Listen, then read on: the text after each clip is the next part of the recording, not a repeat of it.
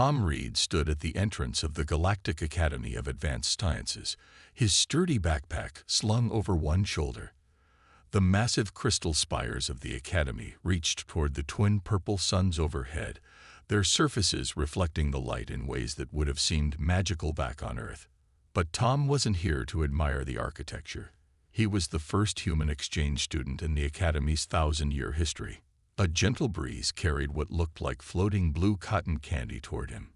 As it got closer, Tom realized it was actually a student.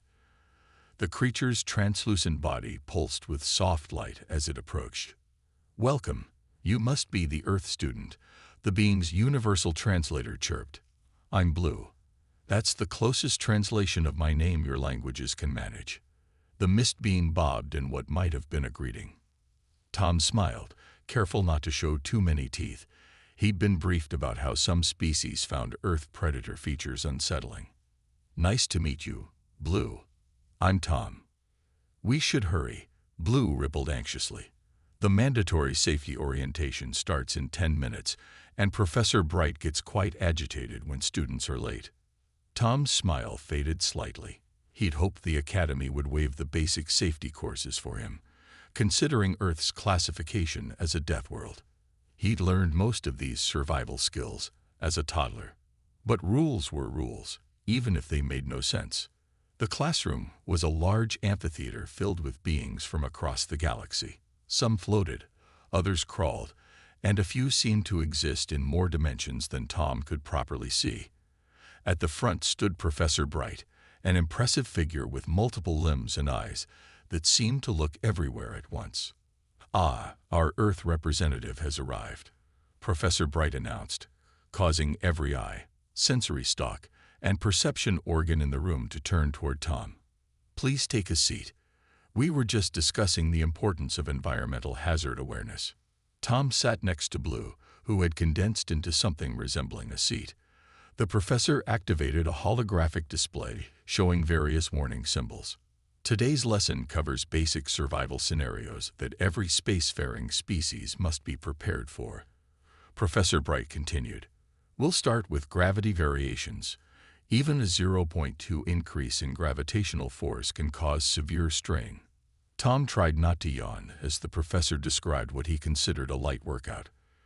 On the screen, a warning flashed about the dangers of a 1.2 G environment. Back home, Tom regularly did resistance training at 3G in the gym. A small crystalline being near the front raised what appeared to be an appendage. "Professor, what about the most extreme case? What if we encounter Earth-like conditions?" A nervous murmur rippled through the classroom. Professor Bright's multiple eyes blinked in sequence. "That's an excellent question. In fact, we have a unique opportunity today." The professor gestured toward Tom. "Would our Earth student care to describe the daily hazards of his homeworld?" Tom stood up, suddenly aware of how his solid form and defined muscles must appear to these beings from gentle worlds. "Well, we start our days by standing up against a constant 1G pull. Our weather can change within hours, sometimes bringing storms, floods, or freezing temperatures. We eat food that must be chemically broken down inside our bodies, drink water that could drown most species, and breathe an atmosphere that would be corrosive to some of you." The classroom had gone completely silent. A few students had shifted away from him. Blue had turned a pale, anxious shade of lavender. "And how do humans survive these conditions?" Professor Bright asked, all eyes focused intently. Tom shrugged. "We just do. It's our normal. Kids learn to handle most of it by age 5. The professor's appendages twitched. "Yes. Well, thank you. This brings us to our next topic: emergency responses to environmental extremes. Everyone please access your safety manual. Chapter 1. As the lecture continued, Tom noticed Blue trembling slightly. "Are you okay?" he whispered. "Your world. You call that normal?" Blue's translator struggled to convey their mix of horror and fascination. "And they're making you take basic safety courses." Tom grinned, this time forgetting to hide his teeth. "Just wait until we get to the practical exercises. Then things will get really interesting." Several nearby students shuddered, and Tom realized this exchange program was going to be much more entertaining than he'd expected. The next day, Tom arrived at the safety class to find the room transformed. The walls displayed holographic warnings of various deadly scenarios, and each student's desk had a test tablet ready. Today's examination will assess your survival knowledge, Professor Bright announced, their multiple limbs gesturing at the displays. Remember, a single wrong answer could mean death in a real situation. Blue floated nervously beside Tom, their misty forms swirling with anxiety. I studied all night, they whispered, but the scenarios are terrifying. Tom glanced at his tablet as the first question appeared. You find yourself in an environment where liquid dihydrogen monoxide falls from above.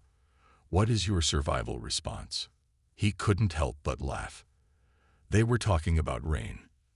The crystalline student from yesterday, who Tom now knew was called Spark, raised their light-refracting appendage. Professor, is this a trick question? No one could survive toxic water falling from the sky. Actually, Tom spoke up, on Earth, we call it rain. It happens all the time. Kids play in it. The room went silent. A plant-like being near the back began to curl its leaves in distress. Professor Bright's eyes blinked rapidly. Yes. Well, humans have developed unique resistances. Let's move to the next question. The test continued with scenarios that made Tom wonder if someone was playing a joke.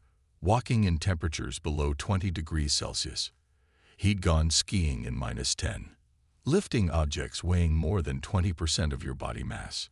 He did that at the gym daily. Consider this survival situation, Professor Bright announced. You're trapped in a space with only 78% nitrogen and 21% oxygen. How long would you survive? Several students input answers suggesting survival times of mere minutes. Tom raised his hand. Yes, Earth student. That's basically Earth's atmosphere. We breathe that our whole lives. A wave of shocked whispers swept through the classroom. Blue had turned almost transparent with horror. Fascinating, Professor Bright noted, making marks on their datapad. And what about the presence of trace carbon dioxide? Also fine. Tom shrugged. Unless it gets above a few thousand parts per million. The professor's appendages twitched with what might have been excitement or fear. Class, observe how evolution on a death world creates beings capable of surviving what would be lethal to most species.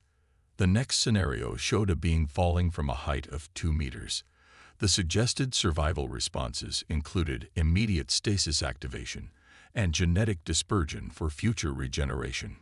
Tom couldn't contain himself. We call that jumping. Human children do it for fun. Spark's crystalline form clouded with confusion. But the impact. Our bones and muscles absorb it. We have specific tissues designed for that. You have impact absorption built into your bodies. Blue's translator squeaked. Is that why you're so dense? Tom flexed his arm playfully, causing nearby students to flinch. Among other reasons, Professor Bright quickly moved to the final question. You encounter a predator species with exposed bone structures in their mouth, capable of tearing flesh, and digestive acids strong enough to break down complex organic matter. What is your survival strategy? The room filled with the sound of students frantically inputting escape plans. Tom thought about his mother's cooking and smiled. Professor, he said, I think you're describing how humans eat. A student in the back made a sound like wind chimes in distress and floated out of the room. Blue had shifted to a pale green color that probably wasn't healthy for their species. Class dismissed, Professor Bright announced hurriedly. Tomorrow we begin practical exercises in the simulation chamber. Earth student, please stay behind for a moment. As the other students fled the room, Professor Bright approached Tom with an odd expression across their multiple eyes. I've been teaching safety protocols for 30 cycles, they said, but I've never had to reconsider my entire curriculum until now. Tell me, what exactly do humans consider dangerous? Tom thought for a moment. Well, there was this one time I forgot my mother's birthday. The professor's translator couldn't quite convey the sound they made. but Tom was pretty sure it was a laugh. The simulation chamber looked like a giant silver bubble in the middle of the academy. Tom stood with his classmates in the preparation room, watching as Blue and the others put on various protective suits and environmental shields. "Aren't you going to wear your safety equipment?" Professor Bright asked, all eyes focused on Tom's regular academy uniform. "Should I?" Tom looked around at his classmates, who were now wrapped in layers of protective gear. Spark had encased themselves in what looked like a miniature fortress. "The simulations today will include extreme conditions," the professor warned. "We're starting with elevated gravity and temperature variations." Tom checked the settings displayed on the wall. The gravity would increase to 1.2 standard units, and the temperature would shift between 15 and 30 degrees Celsius. He tried not to smile. "I think I'll be fine," he said. The class entered the chamber, which currently looked like an empty white room. Professor Bright activated the controls, and the simulation began.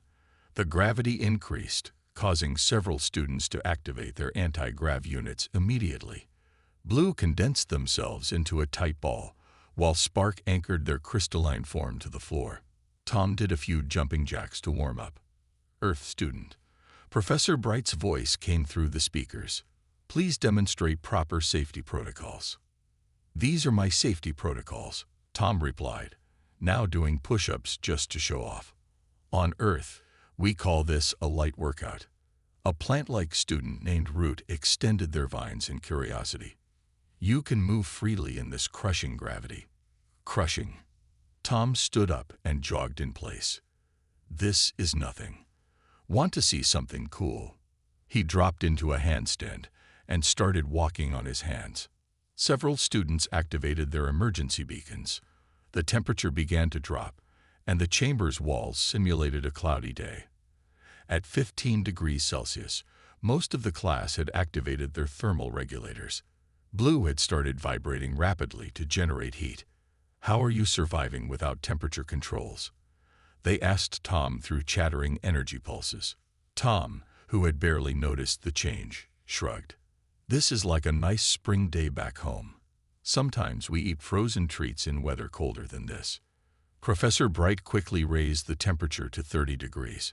Tom took off his jacket, causing gasps from several students who thought he was shedding his skin. "Now for the coordination test," the professor announced. Various obstacles appeared in the chamber: ramps, platforms, and barriers.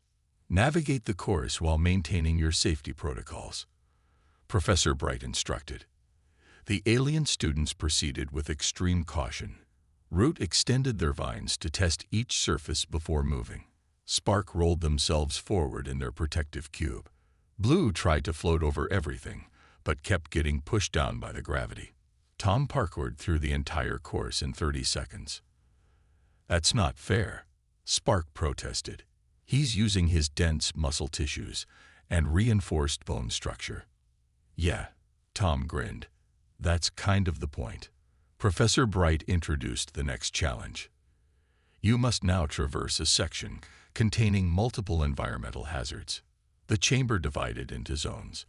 One had shallow water, another had rough terrain, and a third simulated mild wind conditions. To the aliens, it was a nightmare scenario. To Tom, it looked like a pleasant day at the park. He walked through the water zone first, causing Blue to pulse rapidly in distress.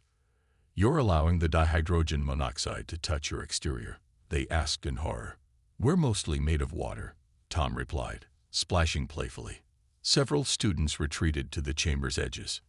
In the rough terrain zone, Tom climbed over small rocks and jumped across gaps that the other students spent minutes calculating how to cross. When he reached the wind zone, he spread his arms and enjoyed the breeze while his classmates anchored themselves in place. "This is what we consider perfect weather for a picnic," he commented. "What's a picnic?" Root asked, their leaves quivering. "It's when humans voluntarily go outside to sit on the ground and eat food in these conditions," Tom explained. The silence that followed was broken only by the soft thud of a fainting plant being hitting the floor. Professor Bright's voice came through the speakers again, slightly strained. Perhaps we should end today's practical session early. Clearly, our standard metrics for environmental hazards need revision. As they left the chamber, Blue floated close to Tom. Is it true that humans sometimes climb mountains for fun? Want to see some pictures from my last hiking trip? Tom offered. The way Blue rapidly shifted colors and retreated suggested that maybe they weren't ready for that level of human recreation just yet. The next day's safety class started normally enough. Professor Bright had promised a special demonstration of emergency protocols, and the simulation chamber hummed with new energy configurations. Tom noticed extra technicians checking the systems before they entered. Today's scenario involves multiple environmental changes, Professor Bright announced, their limbs moving in excited patterns. We'll demonstrate proper responses to unexpected situations. Blue drifted closer to Tom as they entered the chamber. I come like this. The energy fields feel strange. Tom had noticed it too. Something felt off about the chamber's usual background hum. Before he could respond, Professor Bright started the simulation. The chamber transformed into a standard alien cityscape with floating platforms and energy bridges. Everything looked normal for about 10 seconds. Then the first warning light flashed. Minor calibration error, Professor Bright announced, but their voice wavered. Nothing to be concerned about. The second warning light flashed red. A technician's voice crackled through the speakers. Professor, we're detecting system irregularities. The safety protocols are... Wait, that's not possible. The chamber's walls flickered, and suddenly the carefully controlled environment went haywire. The gravity began fluctuating wildly. One moment nearly zero. The next almost double Earth normal. The temperature swung between extremes, and the atmospheric pressure started to shift. Chaos erupted. Student safety suits activated automatically, creating a panic as alarms blared. Blue condensed into a tight, frightened ball, while Spark's crystalline form began to crack under the stress. Root's leaves wilted in the rapidly changing conditions. Professor Bright's multiple limbs moved frantically over the emergency controls. Stay calm. The backup systems will engage any moment. They didn't. Instead, the chamber's main lights failed, leaving only the emergency strips glowing along the floor. The simulated cityscape dissolved into random patterns of energy, creating unstable platforms and dangerous electrical discharges. Professor, Tom shouted above the chaos, what are the chamber's actual physical limits? Though the containment field can hold up to 4 times standard gravity, temperatures from -50 to 150 degrees, and Professor Bright's voice trailed off as they realized what Tom was asking. So nothing in here can actually kill me, Tom concluded.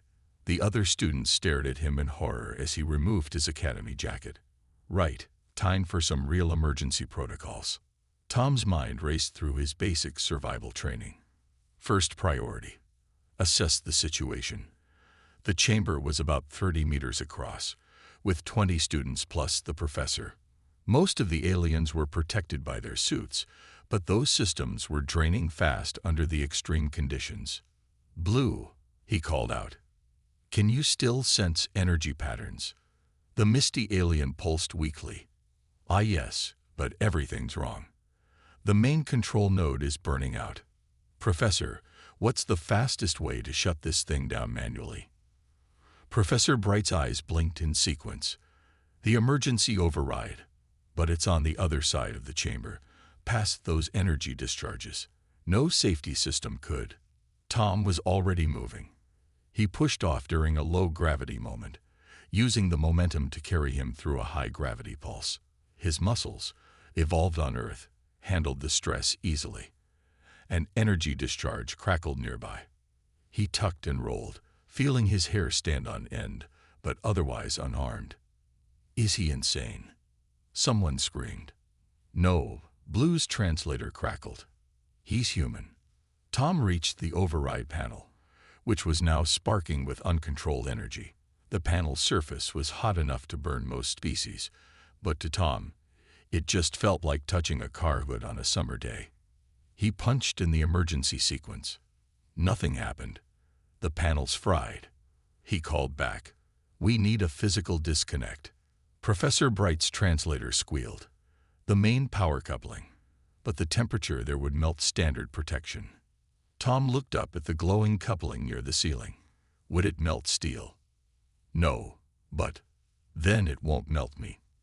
Tom began climbing the chamber's wall, using the decorative ridges as handholds. The gravity shifts actually helped, making him lighter during the vertical sections. He reached the coupling as another power surge hit.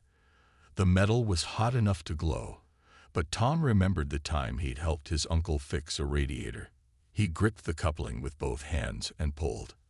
For a moment, nothing happened. Then, with a screech of protesting metal, the coupling tore free. The chamber's systems died instantly, leaving them in darkness except for the emergency lights. As backup power slowly restored normal conditions, Tom climbed down to find every alien in the room staring at him. Blue had turned a color he'd never seen before. Professor Bright broke the silence. I believe, they said slowly, we need to completely redesign our emergency response curriculum. With the main power down, the simulation chamber's backup systems struggled to maintain basic life support. The emergency lights cast an eerie glow across the worried faces of the alien students. Well, the ones who had faces. Everyone still alive? Tom asked, wiping sweat from his forehead. The chamber was getting warmer as the environmental controls failed. Alive is a relative term. Blue quivered. My molecular cohesion is at 60%. Spark's crystalline form had several small cracks, and Root's leaves were drooping dangerously. The other students weren't doing much better. Professor Bright was frantically trying to contact the outside on their communication device. External communications are down, they announced. And the chamber doors are sealed until a full system reset. How long does that take? Tom asked, already removing his shirt in the increasing heat. 4 hours standard time. The room erupted in panic. Several students began to lose physical cohesion, their protective suits flickering as backup power drained. Hey. Tom's voice cut through the chaos. Panicking wastes energy. First rule of survival, assess and adapt. The aliens stared at him. Here was a student, half-naked by their standards, giving orders in a crisis. But something in his confident tone made them listen. Blue, can you still sense temperature variations? The misty alien pulsed weakly. Yes, it's getting hotter near the walls. The cooling systems are failing. Tom nodded. Right. Everyone moved to the center of the room. Basic thermodynamics. It'll stay coolest there longest. He turned to the plant-like being. Root, how's your water level? Critical, they whispered, leaves curling. Our kind needs constant moisture. Tom looked at the sealed door, then at the inactive water simulation systems along the walls. He picked up a piece of the broken power coupling he'd torn out earlier. Professor, these pipes still have water in them, right? Yes, but without power. Tom swung the metal piece hard, cracking one of the pipes. A spray of water hissed out. Root, get your leaves under that. Everyone else who needs hydration, form a line. Don't waste a drop. As the aliens shuffled into position, Tom turned to Spark. Those cracks in your structure, is it from pressure changes? The crystalline being vibrated nervously. Yes, our form depends on stable pressure gradients. Blue, can you form a pressure bubble? Like what you did in the practical test. The misty alien brightened slightly. I think so, but not for long. Work together, Tom instructed. Blue provides the pressure shield, Spark goes inside. Take turns with other energy-based beings, so Blue can rest.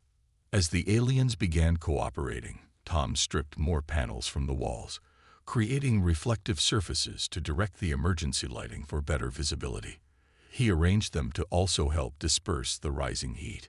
Professor, he called out, what happens when the backup power fails completely? Professor Bright's appendages twitched anxiously. The air recycling will stop. Most species here can't survive more than minutes without processed atmosphere. Tom looked around the room, mind racing through his basic Earth science. The chamber's still got emergency oxygen dumps for fire suppression, right? Yes, but... And the carbon scrubbers in everyone's suits still work without power. The professor's eyes widened in understanding. A closed system, but the oxygen would be too raw, too dangerous. For you, maybe. Tom grinned. But I breathe raw oxygen every day. When the recycling fails, I'll crack the emergency tanks. The suits can clean it, and I'll help circulate the air. By yourself.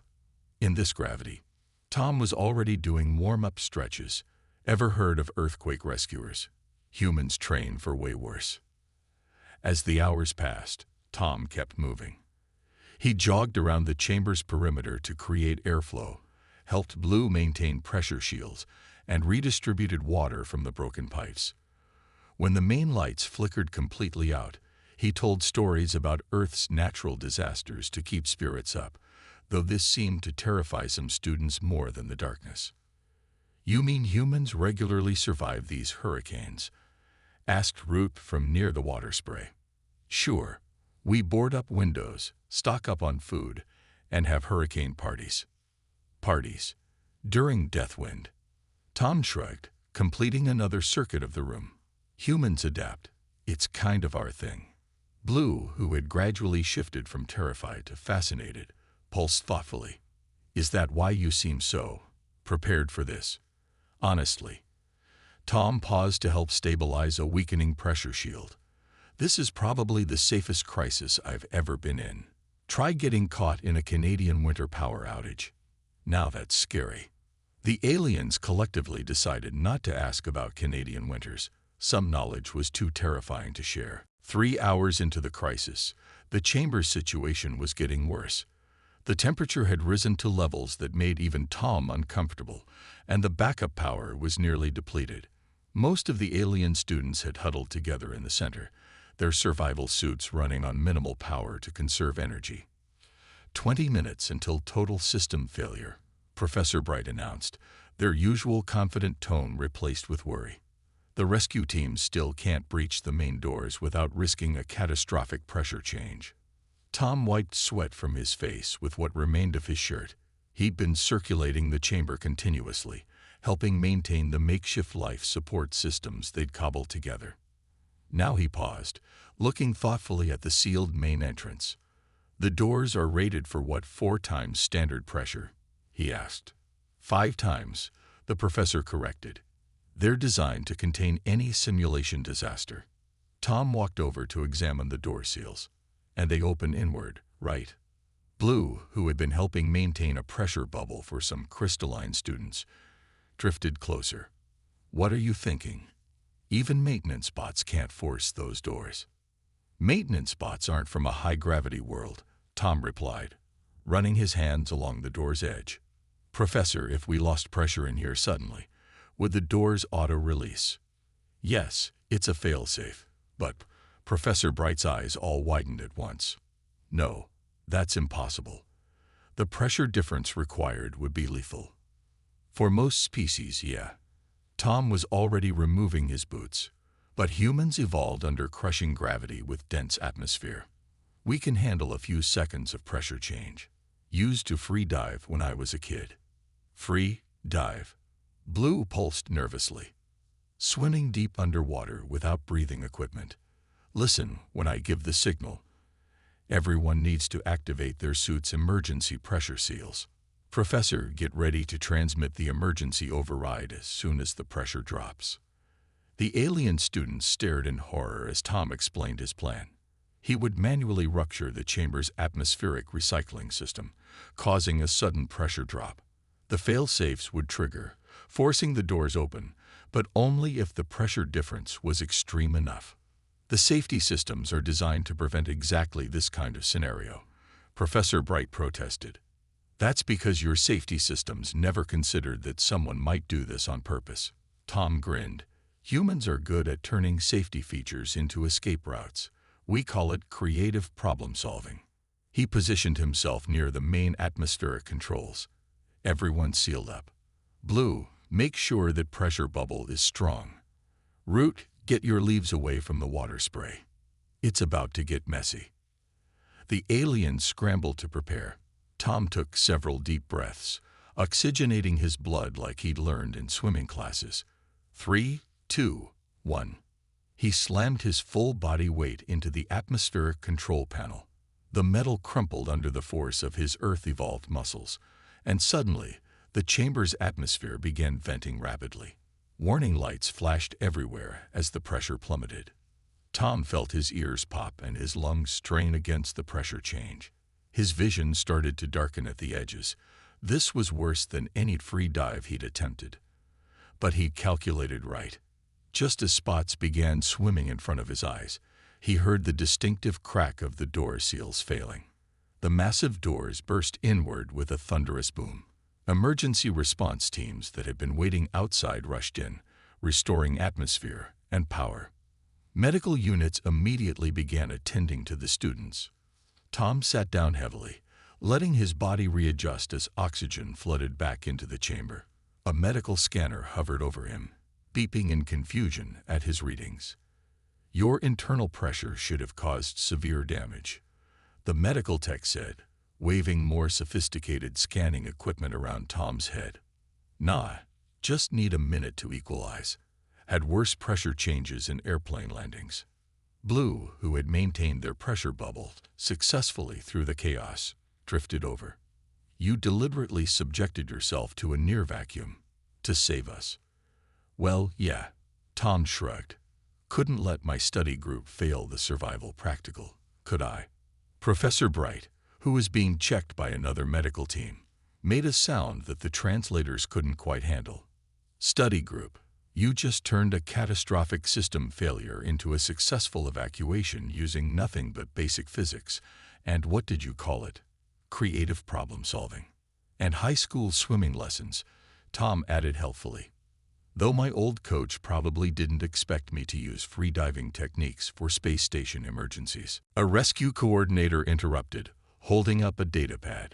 We need statements from everyone about the incident, starting with how a safety training session turned into a Class 3 disaster scenario. Tom raised his hand. Quick question first. Does this count as extra credit for the survival course? A week after the simulation chamber incident, Tom walked into his safety class to find the room completely reorganized.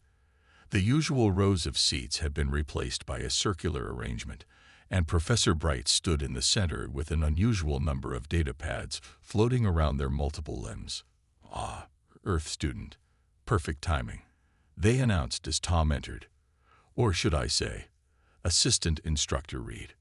Tom stopped mid-step. I'm sorry, what? Blue floated over, their misty form showing excited ripples of color. Haven't you heard? The Academy Board reviewed the incident. They're completely restructuring the safety program. After careful analysis, Professor Bright explained, their eyes blinking in sequence, we realized our traditional safety protocols were based on limited perspectives. We failed to consider that what constitutes danger varies dramatically between species. The other students began filing in. Tom noticed they were no longer keeping their usual cautious distance from him. Even Spark, whose crystalline form had finally been repaired, settled nearby without their usual protective shielding. The board was particularly interested in how you handled the crisis. Professor Bright continued, using basic physics principles, adapting available resources, and most importantly, helping different species work together based on their unique capabilities. That's just standard Earth survival training, Tom shrugged. When something goes wrong, you use what you have. Exactly. Professor Bright's translator barely kept up with their excitement. Your species' adaptability is remarkable. Instead of relying solely on technology, you use, what did you call it? Creative problem solving. Root, whose leaves had fully recovered, raised a vine. Is it true that humans learned survival skills as juveniles? Well, yeah. Basic stuff like fire safety, what to do in storms, how to handle emergencies. Fire safety, several students asked simultaneously. Maybe we should stick to the new curriculum. Professor Bright interjected quickly. Tom, Would you mind demonstrating some basic human emergency responses? Tom spent the next hour showing his classmates simple survival techniques. He taught them how to identify stable structures during gravity fluctuations, basic principles of heat and energy conservation, and how to assess available resources in a crisis. The aliens were fascinated, though some of their attempts to replicate human methods had interesting results. Blue tried to copy Tom's demonstration of bracing against impact by solidifying their form, only to bounce off the nearest wall. Spark attempted to learn human-style knot tying, which proved challenging with their crystalline appendages. Root, however, showed surprising aptitude for creating emergency shelters using their vines. The most important thing, Tom explained, helping Blue reform after another failed attempt at solid movement, is understanding your own capabilities.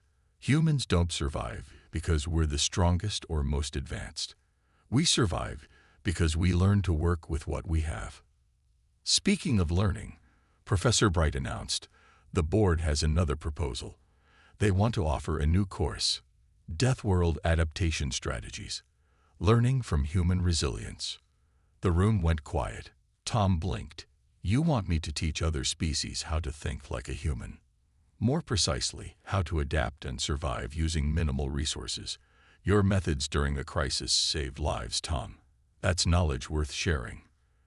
Though maybe not the part about purposely causing pressure failures, Blue added, still slightly traumatized by the rescue. Or human-style emergency exits, Spark chimed in. Definitely not the hurricane parties. Root shuddered. Tom laughed. Fair enough. But you know what's funny? All those dangerous things humans do, they're not about being reckless.